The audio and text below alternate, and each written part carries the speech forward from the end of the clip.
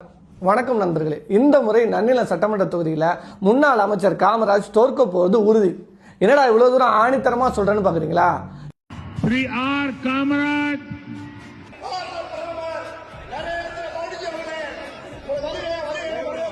எண்கள் என்னைக்குமே பொய் சொல்லாது, அதாவது நம்பர்ஸ் என்னைக்கும் பொய்யே சொல்லாது.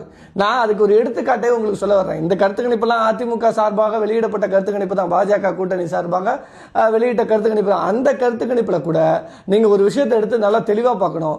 திருவாரூர் மாவட்டத்தில் இருக்கிற 4 சட்டமன்ற தொகுதியில் மற்ற சட்டமன்ற தொகுதிகள் திருவாரூர், மன்னார்குடி, திருத்துறைப்பூண்டி, இந்த மற்ற சட்டமன்ற தொகுதியில் திமுகவுக்கும் அதிமுகவுக்கும் இடைப்பட்ட அந்த வாக்கு சதவீதம் எவ்வளவுன்னு பார்த்தீங்கன்னா 12% மேல. திருவாரூரோ, மன்னார்குடியோ, திருத்துறைப்பூண்டியோ 12-15% வித்தியாசம் இருக்கு. ஆனா நன்னில சட்டமன்ற தொகுதியை பார்த்தீங்கன்னா 39.22, 40.45, 1% வித்தியாசம் தான்.